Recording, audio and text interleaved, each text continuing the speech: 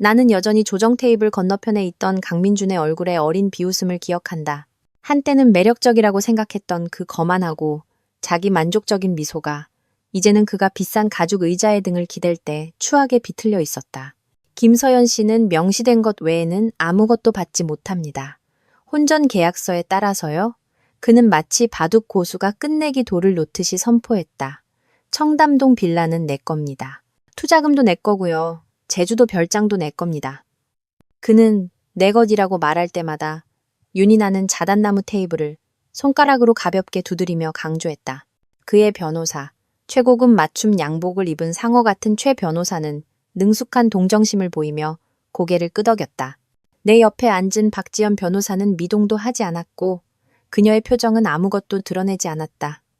그럼 김서연 씨는 정확히 무엇을 받나요? 박 변호사가 차분하고 절제된 목소리로 물었다. 민주는 웃었다.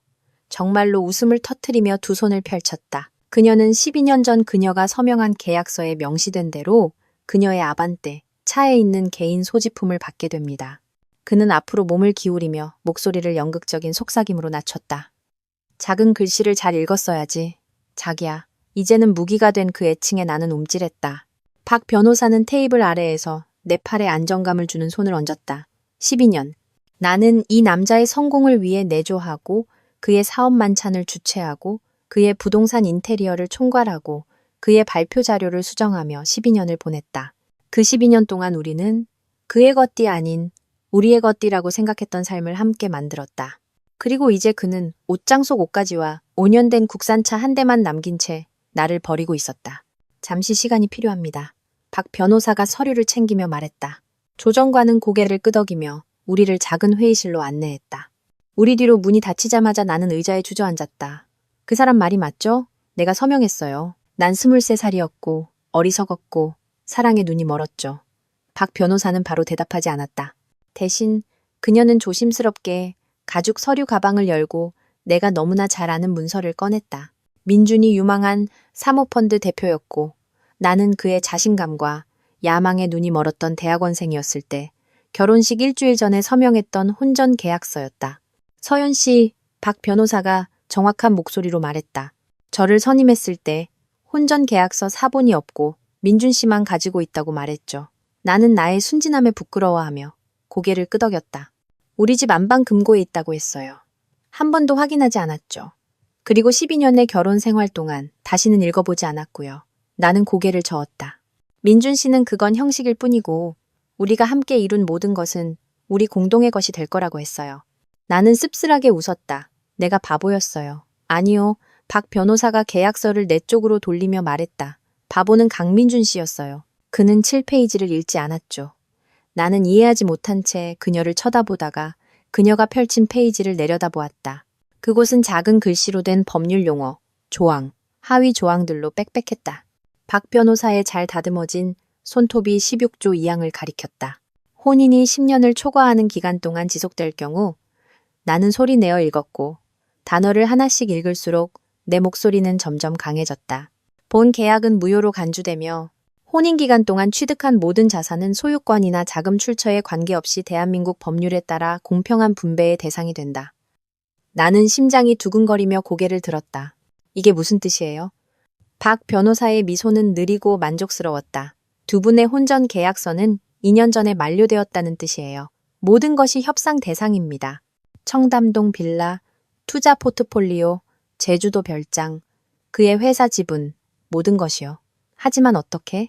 민준 씨네 변호사가 이걸 작성했는데요. 그리고 민준 씨는 8년 전에 그 로펌과의 계약을 해지했죠. 아마 자기가 서명한 내용을 검토하지도 않고서요. 박 변호사는 결정적인 소리를 내며 계약서를 닫았다. 법무법인 세종은 명망 있는 곳이었고 그들은 혼전 계약서에 표준 일몰 조항을 넣는 것을 고집했어요. 그들이 모든 계약서에 포함시키는 상용구였죠. 민준 씨는 몰라요. 내가 속삭이자 깨달음이 찾아왔다. 분명히 모르죠. 박 변호사의 눈이 빛났다. 문제는 우리가 지금 그에게 말할 것인가 아니면 그가 계속 우위에 있다고 생각하게 둘 것인가 하는 점이죠. 내 머리가 빠르게 돌아갔다. 민주는 3개월 전 화요일 저녁 식사 자리에서 날씨에 대해 말하듯 아무렇지 않게 이혼하고 싶다고 발표하며 나를 기습했다. 나는 나중에 그가 거의 1년 동안 자산을 옮기고 별도의 계좌를 개설하고 모든 사소한 의견 불일치를 해소할 수 없는 차이로 기록하며 치밀하게 이혼을 계획해 왔다는 것을 알게 되었다. 그는 너무나 자신만만하고 계산적이어서 내가 그의 비싼 시계와 커프스링크를 요구할까봐 사무실에 두기 시작할 정도였다. 아직은 아니에요. 이상한 평온함이 내게 자리 잡으며 내가 결정했다. 그가 아무런 방책이 없다고 생각하면서 얼마나 멀리 가려는지 한번 보죠.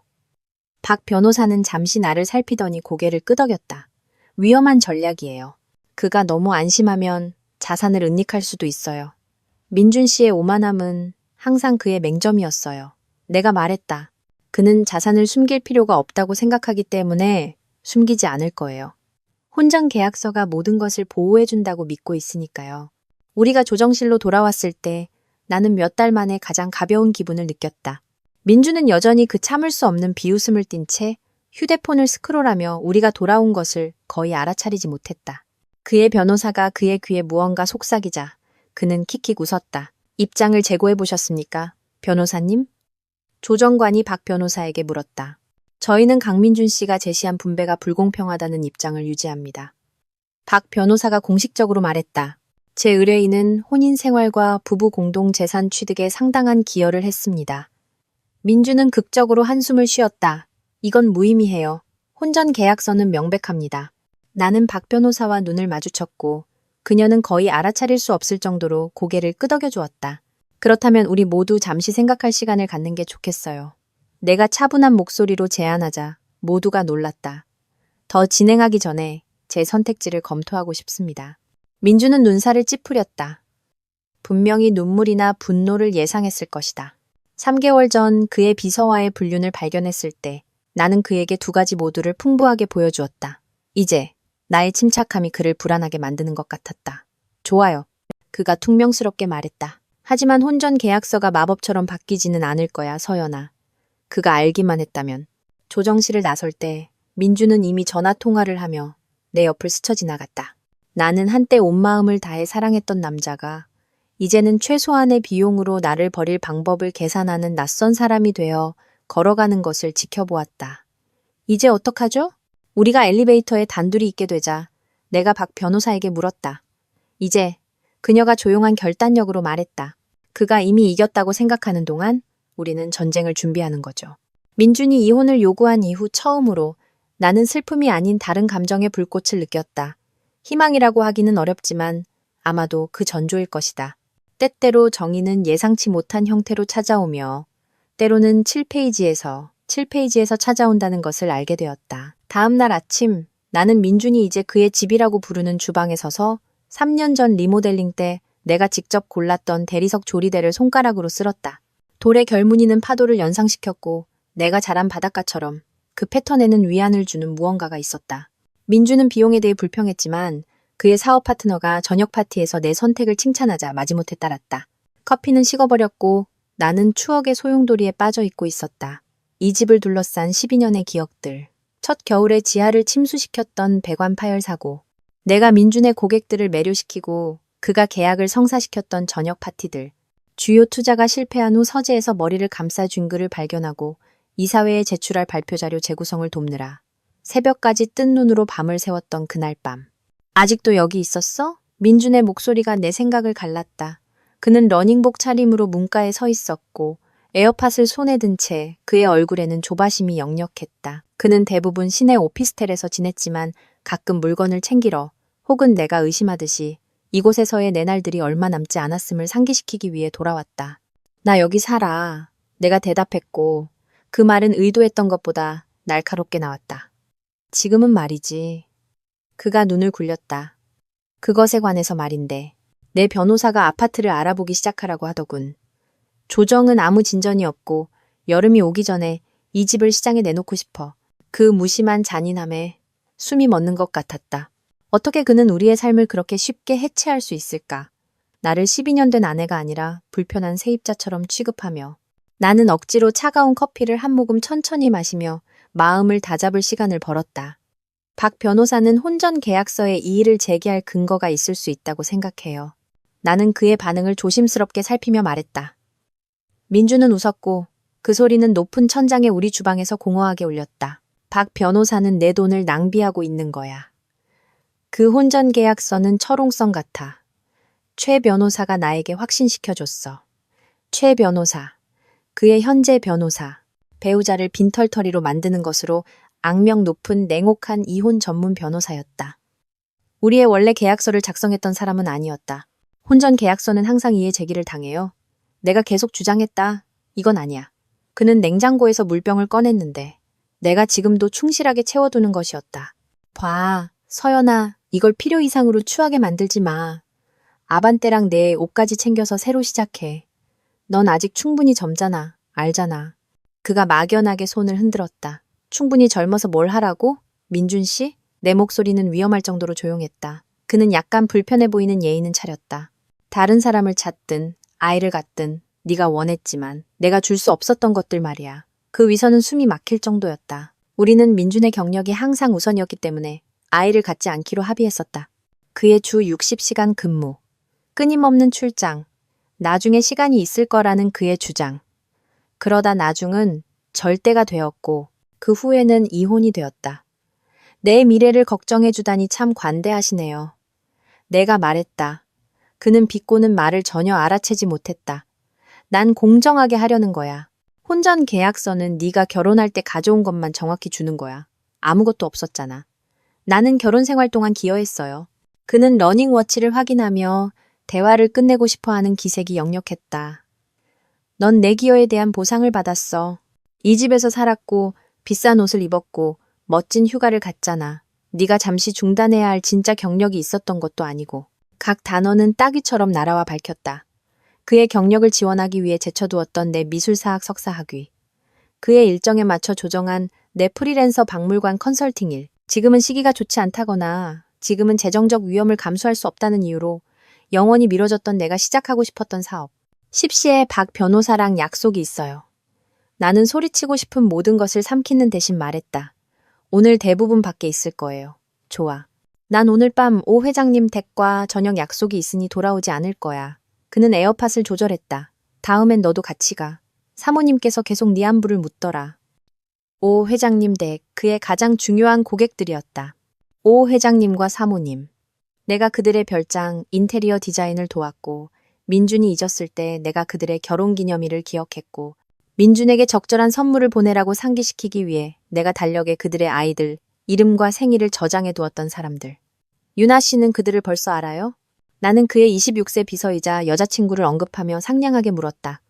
그의 턱이 굳어졌다. 그럴 필요 없어, 서연아. 그냥 당신 고객들이 당신이 자기보다 반이나 어린 여자 때문에 아내를 버렸다는 걸 아는지 궁금해서요. 오 회장님 댁 따님들이 유나 씨보다 나이가 많지 않나요? 민준의 얼굴이 붉어졌다. 내 사생활은 그들과 상관없어. 재미있네. 당신이 나를 완벽한 아내로 내세우고 다닐 때는 그게 그들 사업이었잖아. 나 뛰러 갈 거야. 그가 중얼거리며 돌아섰다. 그는 문에서 잠시 멈췄다. 그리고 서연아, 오 회장님 댁은 15년 동안 내 고객이었어. 아무것도 변하지 않을 거야. 그가 떠난 후 나는 분노의 눈물을 참으며 손가락 관절이 하얗게 될 때까지 조리대를 꽉 잡았다. 몇 년 동안 나는 평화를 유지하기 위해 분노를 억누르고 삼켜왔다.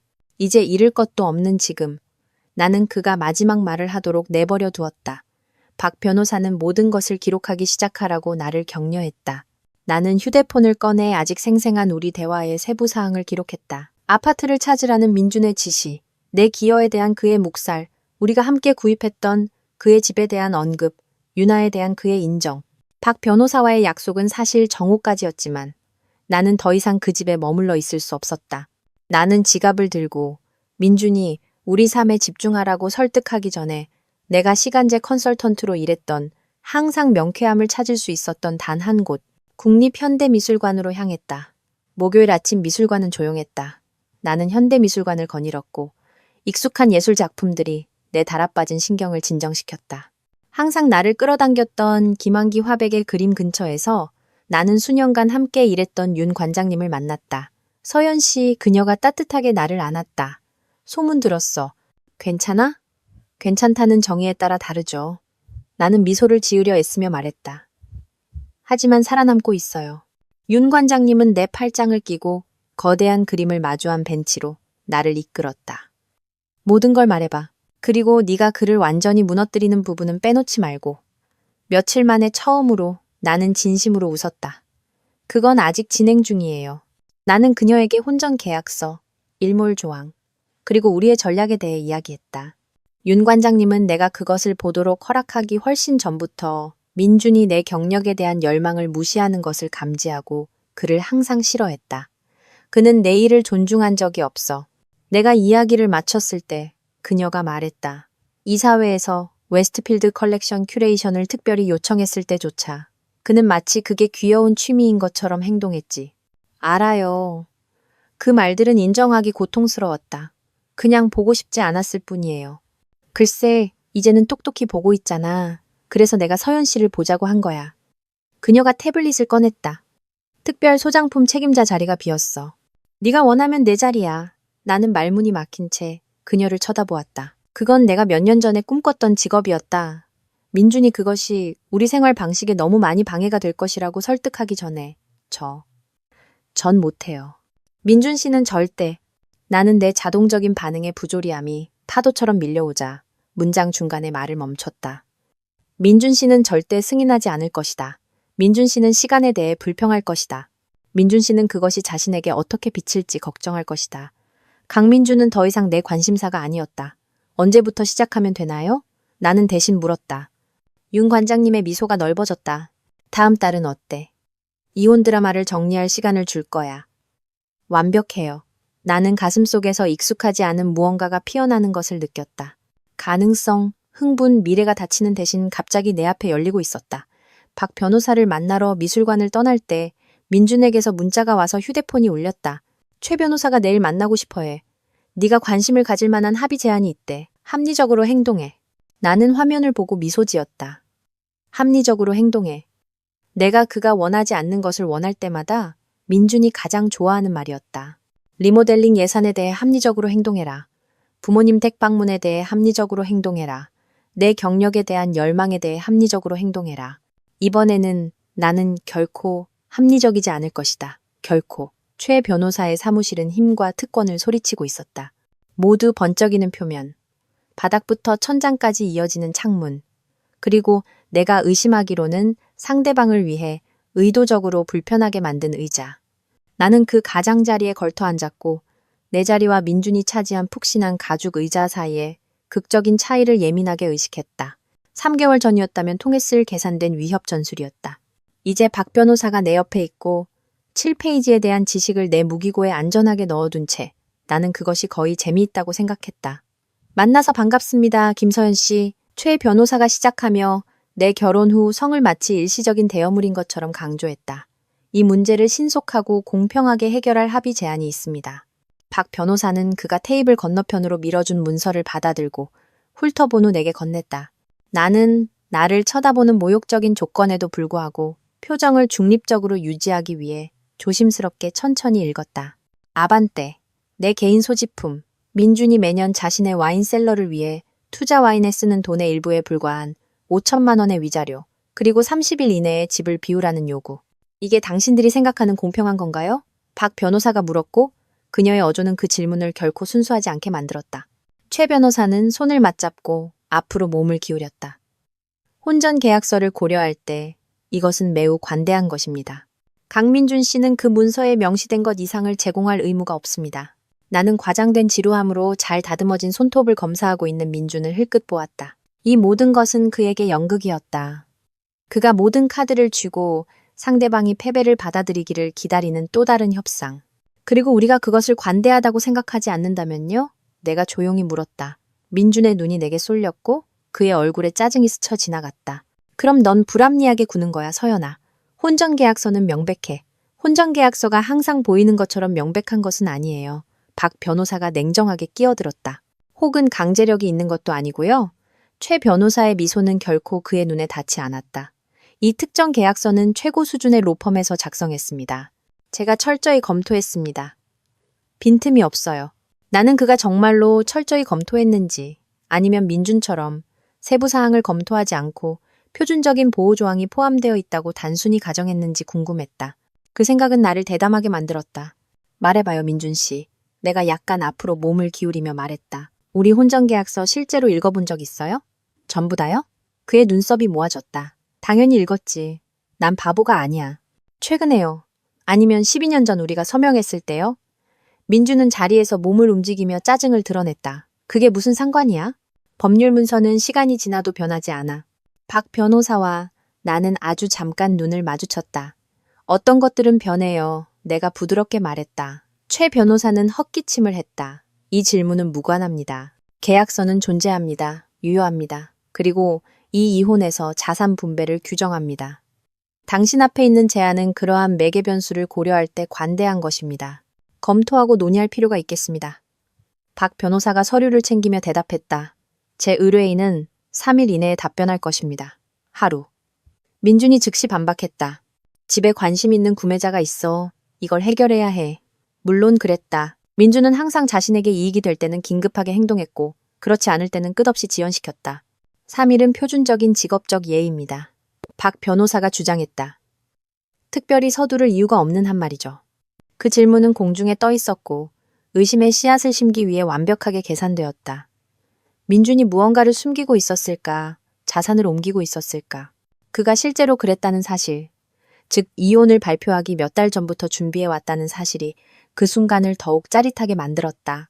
최 변호사는 민준을 흘끗 보았고 그는 퉁명스럽게 고개를 끄덕였다. 좋아, 3일. 하지만 이 제안은 그때 만료돼. 세련된 사무실 건물을 나서면서 박 변호사는 작은 미소를 지었다. 그 사람 긴장했어요. 당신이 혼전 계약서를 읽었냐고 물었을 때 그가 어떻게 반응했는지 봤어요? 읽지 않았으니까요. 내가 확인했다. 민준 씨는 자기가 지루하다고 생각하는 건 뭐든지 위임해요. 아마 12년 전에 훑어보고 그 후로는 쳐다보지도 않았을 거예요. 그게 우리에게 유리하게 작용하는 거죠. 박 변호사가 시계를 확인했다. 다른 약속이 있지만 내일 만나서 우리의 반대 제안에 대해 논의하죠. 반대 제안이요? 내가 되물었다. 그냥 일몰 조항을 발동하는 거 아니었어요? 박 변호사의 표정이 약삭빠르게 변했다. 아직은 아니에요. 먼저 그가 다른 근거로 혼전계약서에 이의를 제기할 수 있다고 생각할 때 실제로 무엇을 제안할 의향이 있는지 보죠. 그를 좀 애태우게 만들어요. 나는 집으로 운전하면서 이 접근법을 고려했다. 아니, 더 이상 집이 아니었다. 그 집으로. 그 구별은 중요했다. 12년 동안 나는 그 집을 우리 집으로 만들기 위해 마음을 쏟았지만 민주는 그것을 자신의 포트폴리오에 있는 또 다른 자산으로 되찾아갔다. 진입로로 들어서자 나는 익숙하지 않은 차가 앞에 주차되어 있는 것을 알아차렸다. 쌀쌀한 봄 날씨에도 불구하고 지붕이 내려간 세련된 컨버터블이었다. 그것이 누구의 것인지 깨닫자 위장이 꽉 조여왔다. 아니나 다를까. 안으로 들어서자 내 주방에서 여자 웃음소리가 들렸고 이어서 민준의 낮은 웃음소리가 들렸다. 그 소리는 나를 그 자리에 얼어붙게 했고 갑작스러운 메스꺼움이 밀려왔다. 그는 내가 아직 살고 있는 우리 집에 그녀를 데려왔다. 나는 물러나서 대결을 피할까 생각했지만 무언가가 나를 멈추게 했다. 이곳은 여전히 법적으로 내 거주지였다. 나는 침입자처럼 슬금슬금 돌아다니기를 거부했다. 심호흡을 하고 나는 내가 골랐던 단단한 나무바닥 위를 의도적으로 발걸음을 옮기며 주방으로 걸어갔다. 내가 문가에 나타나자 웃음소리가 갑자기 멈췄다. 문가에서 민주는 내가 가장 좋아하는 와인 한 잔을 손에 들고 아일랜드 식탁에 서 있었다. 그의 옆 바스툴에 앉아있는 젊은 여자는 회사 행사에서 본 적이 있는 사람이었다. 유나, 그의 비서. 그녀의 긴 생머리는 어깨 주위로 느슨하게 풀려 있었고 화장은 완벽했으며 그녀의 원피스는 캐주얼했지만 분명히 비쌌다. 그녀는 어른 옷을 입고 분장 놀이를 하는 대학생처럼 보였다. 서연아. 민준이 놀라움과 짜증이 뒤섞인 목소리로 말했다. 네가 집에 있을 줄은 몰랐어. 집? 그가 한 말이 가슴을 찔렀다. 분명히. 내가 대답했고 내 목소리는 내가 느낀 것보다 더 안정적이었다. 안녕하세요, 유나 씨. 연말 파티 때 뵌 적이 있는 것 같네요. 코트 보관을 도와주셨죠. 그 젊은 여자는 얼굴을 붉힐 만큼의 예의는 있었고 그녀의 눈은 민준에게로 향했다. 네. 안녕하세요. 사실은 김서연입니다. 내가 정정하며 나를 놀라게 한 자신감으로 내 원래 성을 되찾았다. 혼란스러우실 만도 하죠. 민준의 턱이 굳어졌다. 서연아, 우리 막 떠나려던 참이었어. 유나 씨가 내 사무실에서 서류 좀 가져가야 했거든. 나는 와인잔과 내 서빙보드에 놓인 치즈와 크래커 접시를 빤히 쳐다보았다. 꽤 근사한 업무 점심이네요. 여긴 아직 내 집이야. 민준이 버럭 소리쳤고 그의 평정심이 무너졌다. 네 허락을 받을 필요 없어. 물론이죠. 비록 당신 변호사가 이혼이 확정되기 전에 부부 공동의 집에서 여자친구를 즐겁게 해주는 것에 대해 조언하지는 않았을 거라고 확신하지만요. 나는 가볍고 대화적인 어조를 유지했다. 판사님들은 그런 종류의 일을 못마땅해 하는 경향이 있죠. 유나는 불편함이 역력한 채 갑자기 일어섰다. 민준 씨, 우리 그냥 가는 게 좋겠어요. 서류는 다른 때에 가져갈 수 있어요. 아니. 그가 어깨를 펴며 주장했다. 우리는 아무 잘못도 하지 않았어. 나는 얇게 미소 지었다. 내가 당신들이 잘못했다고 말한 적은 없어요. 단지 이혼 소송에서는 외양이 중요하다는 점을 지적했을 뿐이죠. 최 변호사님이 설명했듯이 말이에요. 그의 변호사를 언급하자 민준의 저항심이 뚫리는 것 같았다. 그는 와인을 비우고 불필요한 힘으로 잔을 내려놓았다. 좋아, 사무실에서 계속하지. 그는 카운터에서 몇 개의 폴더를 챙겨 유나의 허리 아래쪽에 소유권을 주장하듯 손을 얹었다. 기다리지 마. 그 유치한 작별 인사는 몇 주 전이었다면 나에게 상처를 주었을 것이다. 이제는 거의 아무렇지도 않았다. 어차피 오늘 저녁에 나갈 거예요. 내가 대답했다. 윤 회장님 댁과 저녁 식사해요. 민주는 잠시 멈췄고 그의 표정이 변했다. 윤 회장님 댁, 그가 몇 달 동안 공들여온 잠재적 투자자들이었다. 나는 그들을 위한 발표 자료 준비를 도왔고 그들의 관심사를 조사했으며 첫 만남을 위한 완벽한 레스토랑까지 제안했다. 윤 회장님 댁. 그가 반복했고 그의 목소리에는 불확실성이 스며들었다. 왜? 사모님께서 전화하셨어요. 르네상스 미술에 대한 우리 대화가 그리웠다고 하시더군요. 나는 카운터 위에 꽃병을 조정하며 무심한 척했다. 최근 회의에 내가 어디 갔는지 궁금해하셨나 봐요. 그것은 전적으로 사실이 아니었다. 사모님은 연락을 해왔지만 우리 별거 소문을 듣고 내 안부를 확인하기 위해서였지 미술에 대해 논의하기 위해서가 아니었다. 저녁 식사 초대는 내가 한 것이었다. 박 변호사가 격려했던 전략적인 움직임이었다. 그의 사업관계를 유지하세요. 그녀가 조언했다. 당신이 그의 성공의 필수적인 부분이었다는 것을 그들에게 상기시키세요. 민준의 자신감이 눈에 띄게 흔들렸다. 무슨 속셈이야. 서연아? 속셈? 아무것도. 그냥 우정을 유지하는 것뿐이야. 나는 유쾌하게 미소 지었다. 준비해야겠어. 오후 잘 보내. 그들이 떠나자 나는 유나가 윤 회장님이 누구예요? 라고 속삭이는 소리를 들었고 이어서 민준이 퉁명스럽게 지금은 안 돼 라고 대답하는 소리를 들었다. 다시 집에 혼자 남게 되자 나는 잠시 만족감을 느꼈다. 그가 이혼하고 싶다고 발표한 이후 처음으로 나는 민준을 불안하게 만들었고 그가 정말로 자신이 믿는 것처럼 무적이 아닌지 의심하게 만들었다. 그것은 작은 승리였지만 내 안에서 자라나는 결의를 북돋웠다. 민주는 부분적으로는 내 보이지 않는 노동, 내 네트워킹, 내 연구, 내 사회적 지능 위에 그의 성공을 쌓았다. 그는 수년 동안 내 기여를 무시했고 이제는 최소한의 결과로 나를 버릴 수 있다고 가정했다. 우리 혼전 계약서의 7페이지가 그가 틀렸다는 것을 증명할 것이다. 하지만 먼저 나는 그가 계속해서 나를 과소평가하도록 내버려 둘 것이다. 그가 모든 힘을 쥐고 있다고 생각할 때 얼마나 멀리 갈 의향이 있는지 드러내도록. 나는 휴대폰을 꺼내 박 변호사에게 문자를 보냈다. 그가 아직 내가 살고 있는 집에 여자친구를 데려왔어요. 확실히 그를 애태울 때가 됐어요. 그녀의 답장은 즉시 왔다. 완벽해요. 이제 우리는 혼전 계약서 이상의 지렛대를 갖게 됐어요. 내일 우리는 공격에 나섭니다. 나는 윤 회장님 댁과의 저녁 식사를 준비하기 위해 계단을 올라갔다. 이상한 평온함이 내게 자리 잡았다. 12년 동안 나는 강민준의 아내였고 내 자신의 필요와 야망을 종속시키면서 그의 세계를 조심스럽게 관리했다. 이제 나는 새로운 사람이 되어가고 있었다. 자신의 가치를 이해하고 폄하되기를 거부하는 사람. 민준이 진정으로 알지 못했고 따라서 예측할 수 없는 사람. 윤 회장님 댁과의 저녁 식사는 내가 희망했던 것보다 더 잘 진행되었다. 미술 사학자 배경을 가진 사모님은 민준이 결코 인정하지 않았지만 항상 민준의 친구라기보다는 내 친구에 가까웠다. 민준의 사업 만찬 동안 보통 과묵했던 윤 회장님은 대화가 그의 열정인 건축 보존으로 바뀌자 마음을 열었다. 민준은 윤 회장님의 투자 결정의 중요함에도 불구하고 항상 지루한 자선 사업이라고 일축했던 주제였다. 서연 씨의 통찰력이 그리웠어요. 우리가 디저트를 먹으며 머무는 동안 윤 회장님이 말했다. 민준 씨의 발표는 서연 씨의 인간적인 손길이 없으면 예전 같지 않아요. 나는 와인을 조심스럽게 한 모금 마시며 내 대답을 저울질했다. 몇 가지 개인적인 변화를 겪고 있었어요. 사모님의 손이 내 손을 잠시 덮었다. 민준 씨가 지난주 호프만 자선 갈라에 비서를 데려왔다는 소식을 들었어요. 눈에 띄더군요. 그 이미지는 예상치 못한 힘으로 나를 덮쳤다. 민준과 유나가 내가 수년간 조직하는 것을 도왔던 연례갈라에 참석하여 내가 아는 사람들 사이를 오가며 아마도 실패한 결혼에 대한 위로를 받으면서 자신을 상처 입은 당사자로 묘사하는 모습. 내 손가락이 와인잔 줄기를 꽉 쥐었다. 그랬을 것 같네요. 나는 쓴맛보다는 위험을 지키려 애쓰며 간신히 말했다. 그리고 네, 우리는 이혼 중이에요. 윤 회장님은 아내와 눈을 마주쳤다. 민준 씨는 원만하게 헤어진다고 말했어요. 내가 억누르기도 전에 놀란 웃음이 터져나왔다. 그가 그렇게 말했나요? 그게 정확한 묘사는 아닌 것 같군요. 사모님이 무미건조하게 말했다. 민준 씨와 저는 원만함과 공정함에 대한 정의가 다르다고 해두죠.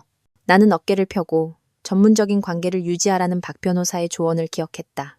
하지만 제 개인적인 문제로 두 분을 부담스럽게 하고 싶지는 않아요. 우리가 묻고 있는데 부담이 될 리가요. 윤 회장님이 앞으로 몸을 기울이며 반박했다. 서연 씨, 민준 씨가 믿는 것과는 달리 우리와 대개 관계는 결코 사업적인 것만은 아니었어요. 우리는 진심으로 당신의 전문성, 당신의 관점을 소중하게 생각합니다. 그의 말은 내 안에 차가운 무언가를 따뜻하게 했다. 수년 동안 민주는 그의 사업 관계가 섬세하고 그의 신중한 관리에 달려있으며 내 역할은 유쾌하지만 대부분 보이지 않는 그의 재정적 마법에 대한 지지적인 배경이 되는 것이라고 주장했다. 윤 회장님이 그렇지 않다고 말하는 것을 듣는 것은 내가 필요로 하는지 몰랐던 인정처럼 느껴졌다. 그 말씀이 얼마나 큰 의미인지 모르실 거예요. 내가 인정했다. 특히 지금은요. 사모님은 나를 생각에 잠긴 듯 바라보았다. 우리가 도울 일이 있을까요? 나는 망설이다가 솔직하게 말하기로 결정했다. 이 저녁 식사 대화만으로도 충분해요. 내가 민준 씨의 곧 전처가 될 사람 이상으로 존재한다는 것을 상기시켜주는 것만으로도요. 당신은 항상 그 이상이었어요. 사모님이 나를 안심시켰다. 그리고 그 이상에 대해 말하자면 남편과 나는 북촌 아트센터 복원 프로젝트에 대해 논의하고 있었어요. 당신 같은 배경을 가진 컨설턴트가 필요해요. 심장이 멎는 것 같았다.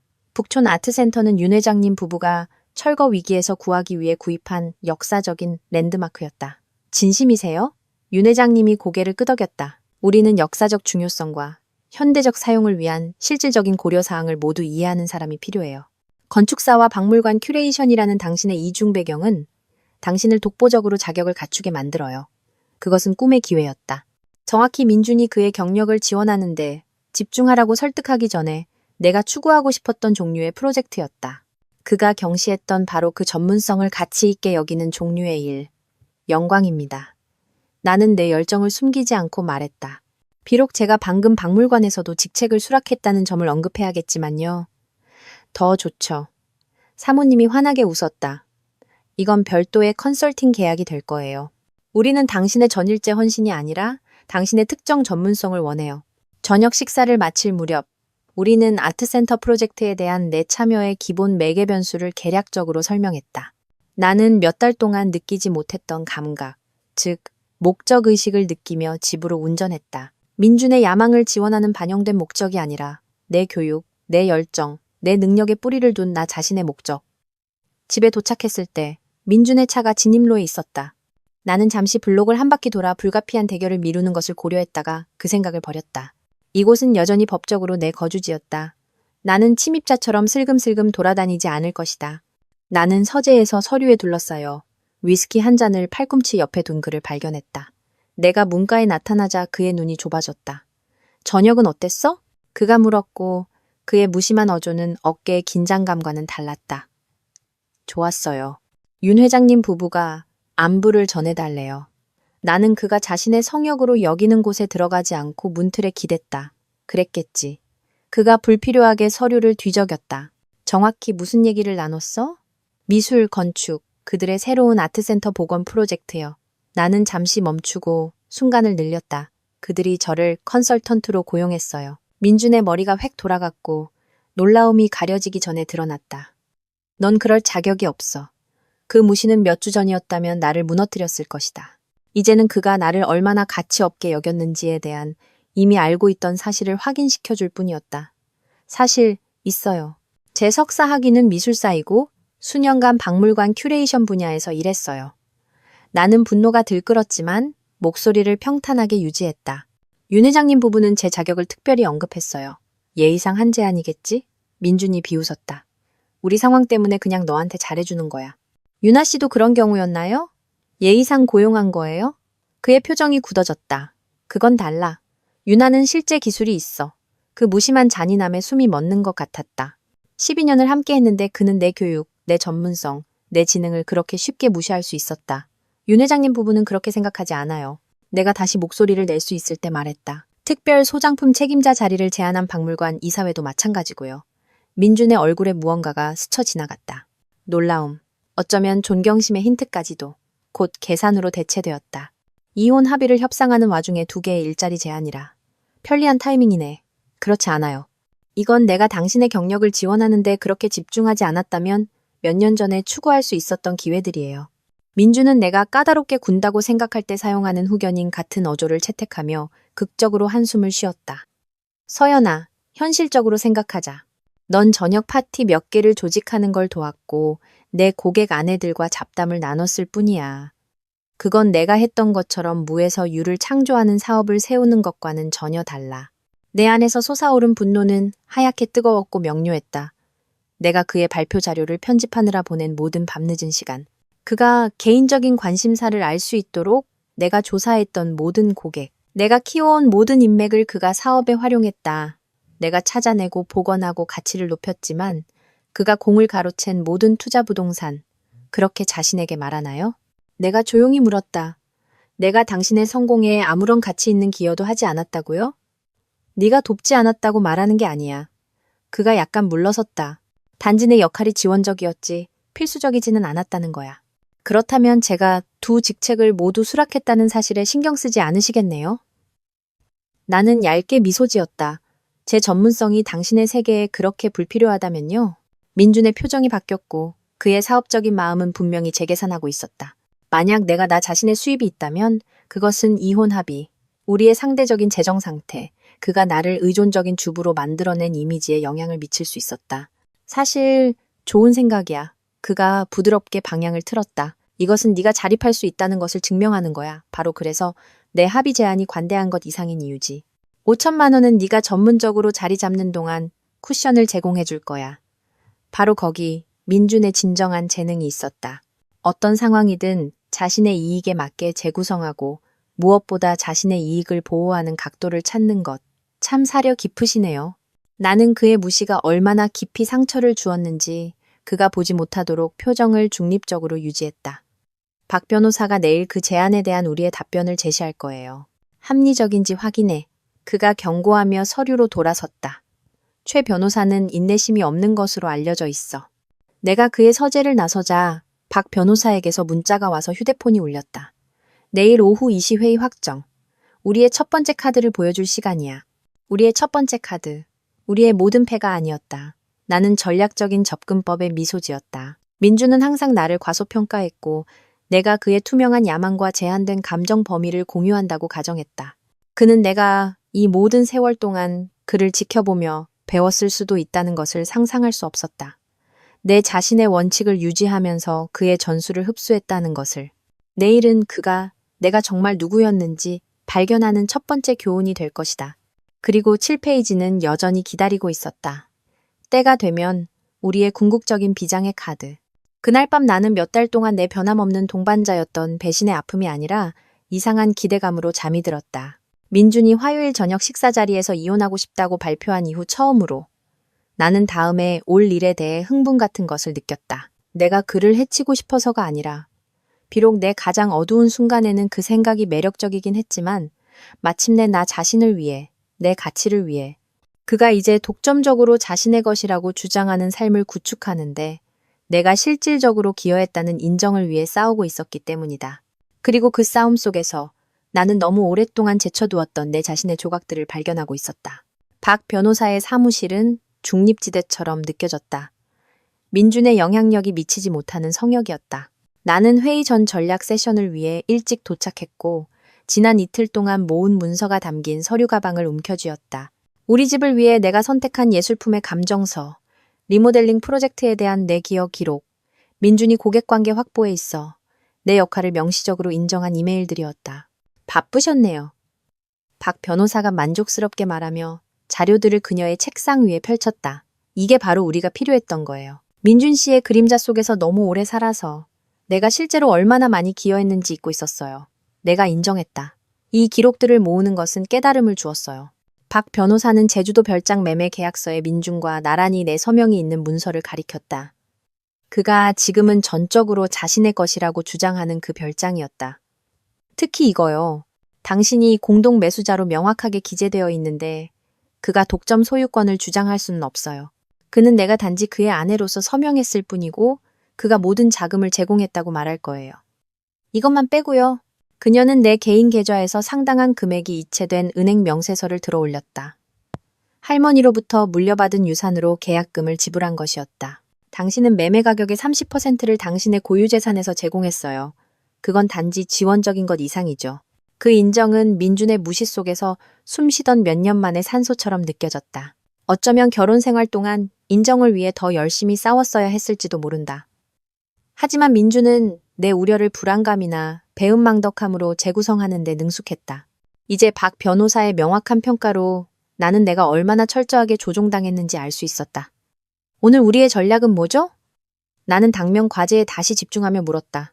일몰 조항을 드러내지 않고 당신의 상당한 기여를 확립하는 반대 제안을 제시하는 겁니다. 박 변호사가 설명했다.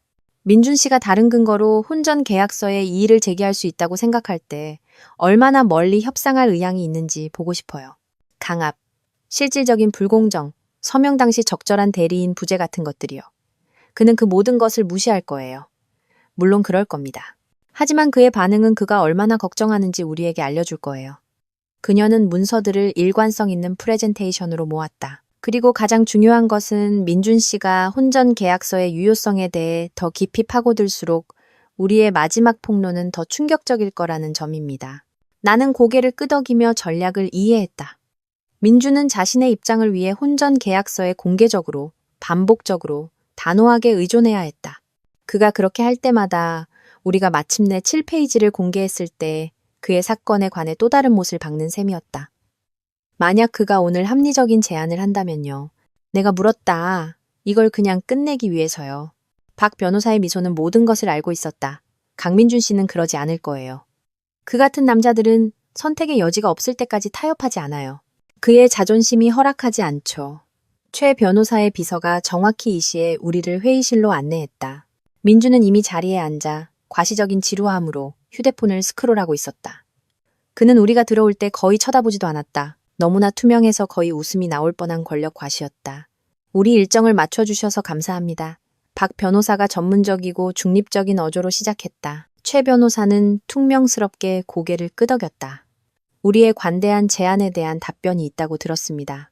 네, 있습니다. 박 변호사가 테이블 건너편으로 문서를 밀었다. 제 의뢰인은 다음과 같은 대안 합의를 제안합니다. 민주는 마침내 휴대폰을 주머니에 넣고 그의 변호사가 우리의 반대 제안을 검토하는 것을 지켜보았다. 최 변호사의 눈썹이 페이지마다 점진적으로 올라가는 동안 심장이 뛰었지만 나는 평온한 표정을 유지했다. 이건 터무니없습니다. 그가 마지막 페이지에 도달한 후 선언했다. 당신의 의뢰인은 주 거주지 가치의 절반, 제주도 부동산의 30%, 강민준 씨의 투자 포트폴리오 일부, 그리고 배우자 부양비를 요구하고 있습니다. 혼전 계약서는 이 모든 것을 명시적으로 배제하고 있습니다. 혼전 계약서는 박 변호사가 부드럽게 반박했다. 제 의뢰인이 결혼식 일주일 전 상당한 시간적 압박 속에서 독립적인 법률 대리 없이 서명한 것입니다. 그 강제력에 대해 심각한 의문이 있습니다. 민주는 조심스럽게 유지하던 무관심을 깨고 짜증을 내며 앞으로 몸을 기울였다. 서연이는 그 계약서를 검토할 모든 기회가 있었어. 그녀는 자신의 변호사를 고용하지 않기로 선택했지. 당신이 그게 형식일 뿐이라고 나를 안심시켰기 때문이에요. 내가 끼어들었고 뱃속의 떨림에도 불구하고 목소리는 안정적이었다. 우리가 함께 이룬 모든 것이 우리 공동의 것이 될 것이기 때문에 결코 필요 없을 표준적인 보호 장치라고요. 우리가 이룬 것은 우리 것이 될 것이다. 그건 민준이 말을 시작하다가 최 변호사를 쳐다보며 말을 멈췄다. 그건 관련 없어. 네가 서명했잖아. 그걸로 끝이야. 박 변호사는 의도적인 평온함으로 서류 가방을 열었다. 서명 상황은 잠시 제쳐두고 제 의뢰인이 결혼 생활과 강민준 씨의 사업 성공에 기여한 바를 살펴보죠. 다음 20분 동안 그녀는 내가 모은 증거를 체계적으로 제시했다. 우리 부동산에 대한 나의 재정적 기여, 고객 관계 확보 및 유지에 대한 나의 직접적인 역할, 내가 조직한 출장, 내가 제작을 도운 발표 자료, 내가 찾아낸 투자 기회들. 새로운 문서가 나올 때마다 민준의 표정은 어두워졌다. 이 중 어느 것도 혼전 계약서를 바꾸지는 않습니다. 최 변호사가 주장했지만 그의 자신감이 덜 절대적으로 보인다는 것을 나는 알아차렸다. 이러한 기여들은 훌륭하지만 결혼의 맥락 안에서 그리고 기존 계약에 대한 완전한 인지하에 이루어진 것입니다. 집행 불가능할 수도 있는 계약이죠. 박 변호사가 반복했다. 법원은 수년간 가족의 부와 성공에 기여한 후 한 배우자를 아무것도 없이 남겨두는 계약의 실질적인 불공정성을 점점 더 인정하고 있습니다. 민준의 인내심이 마침내 끊어졌다. 이건 말도 안 돼. 서연이는 자기가 뭘 서명하는지 정확히 알고 있었어. 내 사업이 별개라는 걸 이해했지. 다른 모든 건 그냥 아내로서의 의무일 뿐이야. 그 무시하는 표현은 공중에 떠 있었고 그 무심한 성차별주의는 아마도 민준이 의도했던 것보다 그의 진정한 관점에 대해 더 많은 것을 드러냈다. 최 변호사는 그에게 경고의 눈빛을 보냈다. 제 의뢰인이 의미하는 바는 변호사가 부드럽게 가로챘다. 김서연 씨의 기여가 감사하지만 고액 자산가의 결혼에서 배우자의 전형적인 것이었다는 점입니다. 그것들이 유효한 혼전 계약서를 대체하지는 않습니다. 분명히 말씀드리죠. 박 변호사가 서류를 챙기며 말했다. 제 의뢰인은 결혼 생활과 강민준 씨의 성공에 대한 상당한 기여를 고려할 때 초기 제안이 전적으로 부적절하다고 거부합니다. 우리의 반대 제안은 그러한 기여에 기초한 더 공평한 분배를 반영합니다. 그리고 저도 똑같이 분명히 말씀드리죠. 최 변호사가 반박했다. 강민준 씨는 이 반대 제안이 양 당사자가 12년 전 자발적으로 서명한 혼전 계약서에 직접적으로 위배됨으로 거부합니다. 나는 변호사들이 공식적인 성명을 교환하는 동안 민준의 얼굴을 지켜보았다. 그는 화가 났지만 그 외에 다른 무언가가 있었다. 이전에는 없었던 불확실성의 깜빡임. 처음으로 그는 이것이 자신이 상상했던 간단하고 깨끗한 결별이 아닐 수도 있다고 생각하고 있었다. 아마도 박 변호사가 제안했다. 우리 모두 입장을 재고할 시간을 갖는 것이 좋겠습니다.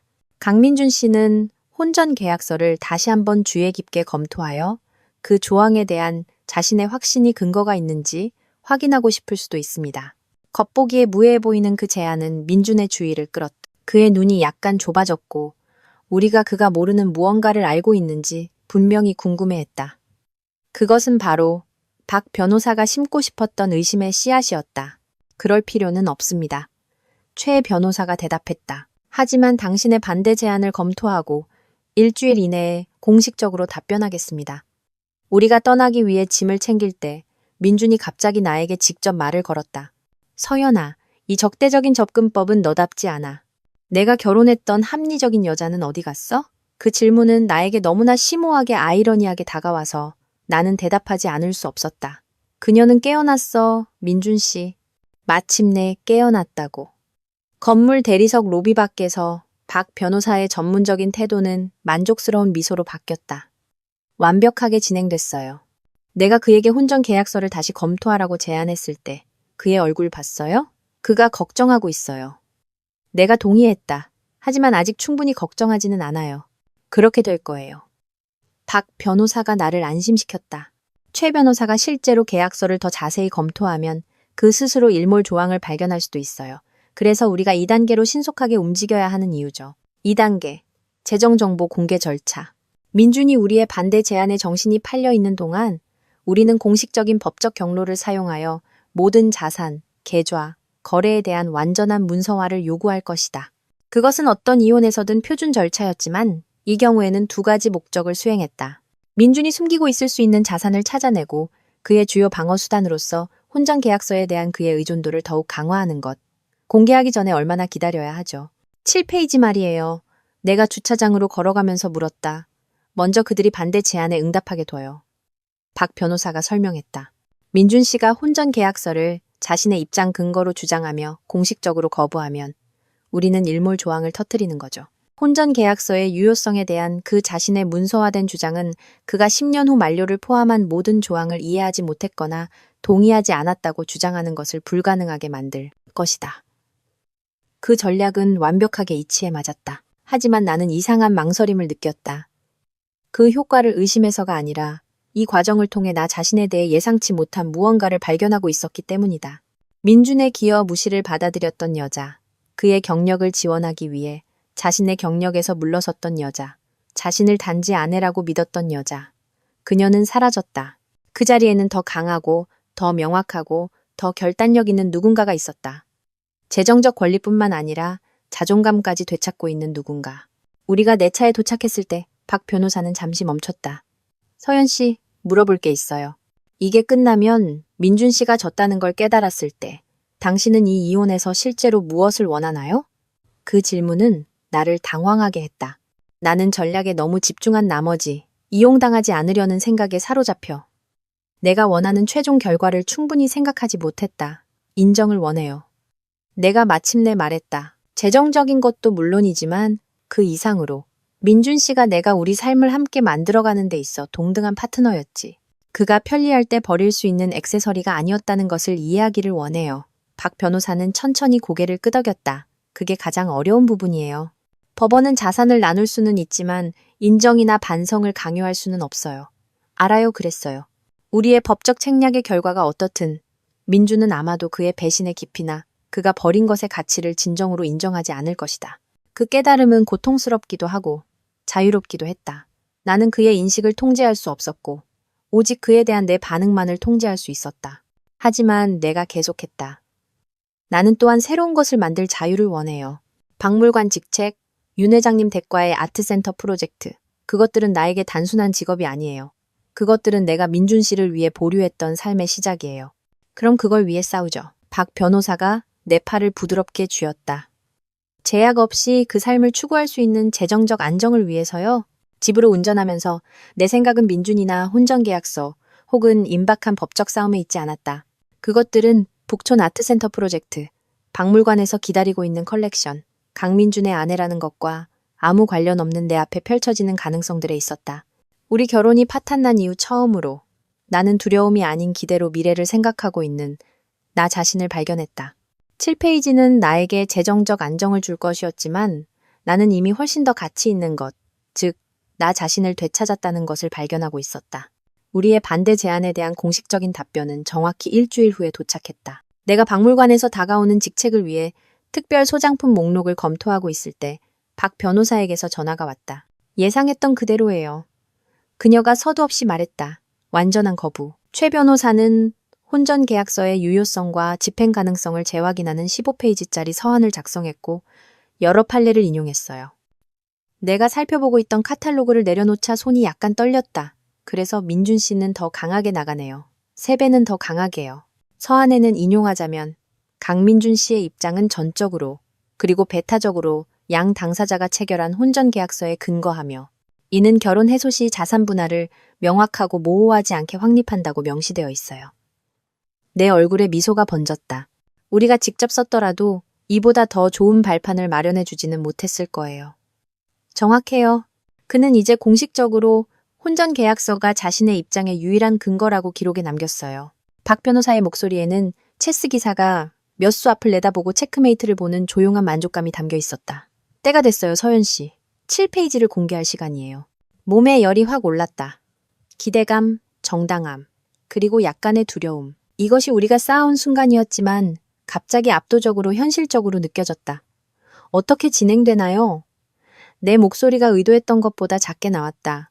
이미 내일 아침 송 부장판사님과의 긴급 심리를 요청했어요. 양 당사자 모두 출석해야 해요. 그녀는 잠시 멈췄다. 준비됐어요. 서연 씨? 일단 이걸 하면 되돌릴 수 없어요. 준비됐나? 그 질문은 내가 민준과는 아무 관련 없는 나의 새로운 직업적 보금자리인 박물관 기록 보관실을 둘러볼 때 내 마음속에 울려 퍼졌다. 나는 이미 진행 중인 윤 회장님 댁과의 아트센터 프로젝트를 생각했다. 내가 찾았지만 아직 민준에게 말하지 않은 새 아파트. 그는 여전히 내가 갈 곳이 없다고 믿고 있었다. 준비됐어요. 내 목소리는 이제 더 강해졌다. 준비되고도 남았죠. 그날 저녁, 집에서 개인 물품 몇 가지를 더 챙길 때 민준에게서 문자가 와서 휴대폰이 울렸다. 최 변호사가 네가 긴급 심리를 요청했다고 하던데. 지금 무슨 게임을 하는 거야? 나는 답장하지 않았다. 그가 궁금해하게 돌아. 그가 밤새 우리가 내일 무엇을 제시할지, 어떤 증거를 찾아냈을지 생각하게 돌아. 한 번만이라도 내가 몇 달 동안 겪었던 불확실성을 느끼게 돌아. 그날 밤 잠이 오지 않았다. 나는 실용적인 접근 방식과 법정에서 게임을 하는 것을 싫어하는 것으로 알려진 송 부장판사가 7페이지를 소리내어 읽을 때 민준의 얼굴을 계속 상상했다. 그는 충격을 받을까? 화를 낼까? 그는 그 조항에 대해 처음부터 알고 있었다고 주장하려 할까? 아니면 마침내 단 한 번만이라도 그가 한수졌다는 것을 인정할까?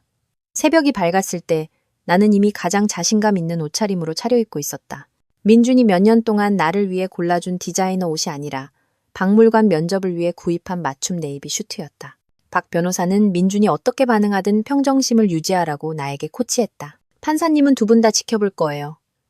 그녀가 경고했다. 감정 조절이 중요해요. 법정은 내가 상상했던 것보다 작고 더 친밀했다. 박 변호사와 내가 들어섰을 때 민준과 최 변호사는 이미 한 테이블에 앉아 있었다. 민준의 시선이 내게 고정되었고 의문을 품고 있었으며 무심한 자신감을 보이려는 시도에도 불구하고 약간의 긴장감이 보였다. 은발에 꿰뚫어보는 눈과 수십 년의 경험이 얼굴에 새겨진 송 부장 판사는 신속한 효율성으로 심리를 시작했다. 이것이 강민준, 김서연 이혼 소송의 긴급 동의안이라는 것을 이해합니다. 그녀가 파일을 검토하며 말했다. 박지현 변호사, 당신이 이 심리를 요청했으니 진행하세요. 박 변호사는 전문적인 평온함의 화신처럼 일어섰다. 재판장님, 저희는 더 이상의 협상을 불필요하게 만드는 근본적인 문제를 해결하기 위해 이 심리를 요청했습니다. 구체적으로 저희는 지금까지 모든 논의에서 간과되었던 당사자들의 혼전 계약서 조항에 법원의 주의를 환기시킬 필요가 있습니다. 최 변호사는 눈살을 찌푸리며 앞으로 몸을 움직였다. 재판장님, 저희는 혼전 계약서를 철저히 검토했습니다. 간과된 조항은 없습니다. 제가 말씀드려도 될까요? 박 변호사가 동요하지 않고 계속했다. 그녀는 계약서 사본 세부를 가지고 판사석으로 다가갔다. 하나는 판사를 위한 것, 하나는 최 변호사를 위한 것으로 관련 부분은 강조 표시되어 있었다. 재판장님의 주의를 7페이지 16조 2항으로 환기시키겠습니다. 송 부장판사가 안경을 고쳐 쓰고 조용히 그 부분을 읽자 맥박이 빨라졌다. 그녀의 눈썹이 약간 올라갔는데 그것은 그렇지 않으면 냉정한 법관으로부터의 유일한 놀라움의 표시였다. 최 변호사, 이 조항에 대해 알고 계십니까? 그녀가 물었다. 최 변호사는 이미 필사적으로 7페이지를 넘기고 있었고 강조 표시된 텍스트를 찾자 평정심을 잃었다. 그는 한 번, 그리고 다시 한 번 훑어보았고 그의 얼굴에서 핏기가 가셨다. 아, 재판장님, 제 의뢰인과 상의할 시간이 필요합니다. 물론입니다. 송 부장판사가 허락했고 그녀의 어조는 그녀가 특별히 감명받지 않았음을 시사했다. 나는 최 변호사가 민준에게 몸을 기울여 문서를 가리키며 긴급한 속삭임으로 말하는 것을 지켜보았다. 민준의 표정은 혼란에서 불신으로, 그리고 계약서를 움켜쥐고 그 조항을 직접 읽자 순수한, 가려지지 않은 분노의 섬광으로 변했다. 일몰 조항, 10년 만료, 그가 칼처럼 휘두르던 혼전 계약서의 완전한 무효화. 민준이 고개를 들었을 때 그의 눈은 법정 건너편에서 내 눈과 마주쳤다. 그 순간 나는 12년의 결혼 생활 동안 한 번도 본 적 없는 것을 보았다. 완전히 기습당한 강민준. 재판장님, 최 변호사가 정신을 차리고 시작했다.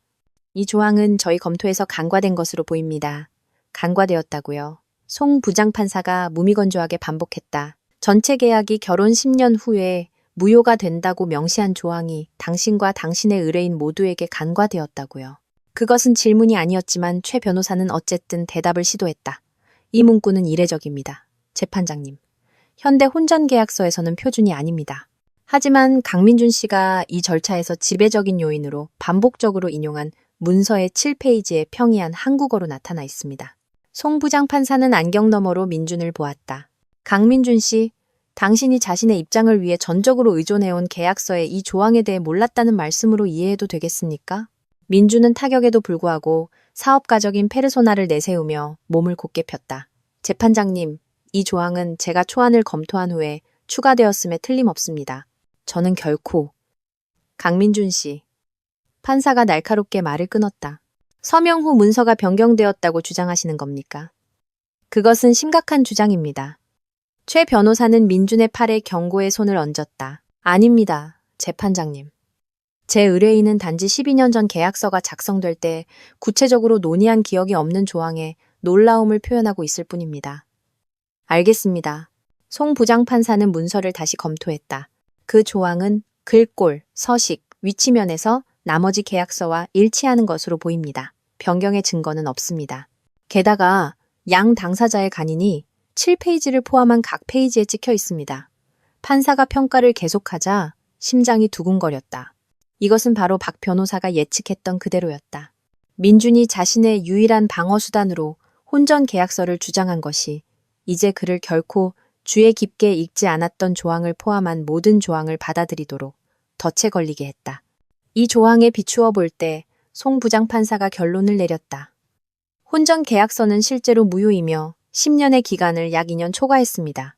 따라서 부부 공동재산의 공평한 분배는 혼전 계약서의 제한을 참조하지 않고 대한민국 법률에 따라 진행될 것입니다. 그녀는 두 법무팀 사이를 흘끗 보았다. 협상을 다시 시작하는 것이 좋겠습니다. 30일 후에 후속 심리를 잡아 진행 상황을 검토하겠습니다. 패정합니다. 망치 소리와 함께 12년의 결혼 생활과 3개월의 쓰라린 이혼 소송은 근본적으로 바뀌었다. 민준이 뚫을 수 없는 방패처럼 과시했던 혼전 계약서는 이제 무관했다. 모든 것이 테이블 위에 올라왔다. 집, 투자, 별장, 결혼 기간 동안 취득한 그의 회사 지분. 민주는 최 변호사가 서류를 챙기는 동안 자리에 앉아 있었고 그의 얼굴은 억제된 분노로 굳어 있었다. 그가 마침내 나를 다시 쳐다보았을 때 그의 목소리는 낮았지만 강렬했다. 너는 처음부터 이걸 알고 있었어. 그것은 질문이 아니었지만 나는 어쨌든 대답했다. 처음부터는 아니에요. 당신이 나에게 개인 소지품과 아반떼 외에는 아무것도 받지 못할 거라고 말한 바로 그날 알게 됐어요. 그때 말할 수도 있었잖아. 대신 당신은 내가 혼전 계약서가 당신을 완전히 보호해준다고 믿게 놔뒀어요. 내가 그의 말을 끝맺었다. 당신이 우리 결혼이 당신에게 의미가 있다고, 당신의 성공에 대한 내 기여가 중요하다고 내가 믿게 놔둔 것처럼요. 잠시 그의 얼굴에 무언가가 스쳐 지나갔다. 아마도 그 대칭성에 대한 인식, 그가 자신의 덫에 얼마나 철저하게 걸렸는지에 대한 인식일 것이다. 그러다 그의 표정은 다시 굳어졌다. 이걸로 끝난 게 아니야, 김서연. 근처에서 듣고 있던 박 변호사가 앞으로 나섰다. 사실 강민준 씨, 법적으로 말하자면 이건 거의 끝났습니다. 혼전 계약서는 무효입니다. 법원은 이제 모든 부부 공동재산의 공평한 분배를 감독할 것이며 김서연 씨의 당신 성공에 대한 상당한 기여를 고려할 때 거의 동등해야 합니다. 민주는 갑자기 일어서서 자신의 환경을 통제하는 데 익숙한 남자의 자동적인 정확성으로 재킷 단추를 채웠다. 최 변호사, 우리의 선택지에 대해 논의해야 해. 그가 이미 문으로 향하며 퉁명스럽게 말했다. 그들이 떠나자 박 변호사는 작은 미소를 지으며 나에게 돌아섰다. 축하해요, 서연 씨. 1단계 완료. 1단계요? 나는 아드레날린이 가라앉기 시작하면서 갑자기 지쳐서 되물었다. 혼전 계약서를 무효화하는 것은 시작에 불과했어요. 그녀가 부드럽게 설명했다. 이제 우리는 강한 입장에서 실제 합의를 협상하는 거죠. 하지만 그건 다른 날의 일이에요. 법원 밖에서 봄 햇살이 내 얼굴을 따뜻하게 비추었고 나는 몇 달 만에 처음으로 깊은 숨을 쉬었다. 전쟁은 끝나지 않았다. 하지만 결정적인 전투는 승리했다. 민주는 싸울 것이다. 물론 그럴 것이다. 그것이 그의 본성이다. 하지만 그는 더 이상 절대적인 우위의 위치에서 싸우지 않을 것이다. 박물관의 윤 관장님에게서 문자가 와서 휴대폰이 울렸다. 어떻게 됐어? 나는 답장을 입력하며 미소 지었다. 혼전 계약서는 무효야. 이제 모든 게 달라져. 그녀의 답장은 즉시 왔다. 오늘 밤 축하 저녁 식사. 부서 전체가 새 책임자를 제대로 환영하고 싶어해. 그 초대는 햇살보다 나를 더 따뜻하게 했다. 3개월 전 민준이 화요일 저녁 식사 자리에서 아무렇지 않게 이혼하고 싶다고 발표했을 때 나는 완전히 혼자라고 느꼈다. 우리가 함께 만들어가고 있다고 생각했던 삶에서 표류했다. 이제 나는 되찾은 경력, 나를 가치 있게 여기는 동료들, 나를 흥분시키는 프로젝트들, 그리고 전적으로 나 자신에게 속한 미래를 가지고 있었다. 정말 좋아요. 내가 답장했다. 7시 괜찮아요. 지갑에 휴대폰을 다시 넣을 때 나는 주차장 건너편 그의 차 옆에 서서 나를 지켜보고 있는 민준을 발견했다. 12년 동안 나는 그를 기쁘게 하기 위해 내 표정을 조절했다. 그가 승인을 기대할 때 미소 짓고, 그가 지원이 필요할 때 유쾌한 중립을 유지하고, 그에게 부담이 될 수 있는 부정적인 감정은 숨겼다. 이번에는 나는 단지 그의 시선을 꾸준히 마주하며 그가 진실을 보게 했다. 나는 더 이상 그의 아내가 아니었고, 그의 지원 시스템이 아니었고, 그의 가치 평가에 의해 정의되지 않았다. 잠시 후 그는 차에 타서 운전해 가버렸다. 나는 그 자리에 남아 그 순간을 음미했다. 더 많은 협상, 더 많은 법적 책략. 민준이 나에게 빚진 것을 재정적으로나 도덕적으로 최소화하려는 더 많은 시도가 있을 것이다. 하지만 역학관계는 돌이킬 수 없이 바뀌었다. 그는 내가 아무것도 얻지 못할 것이라고 믿었다. 그는 나의 무지, 나의 수능, 나의 가치에 대한 그의 정의에 대한 나의 수용에 의존했다. 대신 나는 7페이지와 내가 이제 자유롭게 내릴 수 있는 모든 선택에 명확하게 쓰여 있는 나 자신의 정의를 발견했다. 이 이혼에서 내가 아무것도 얻지 못한 것이 아니었다. 나는 나 자신을 되찾았고 그것이 전부였다.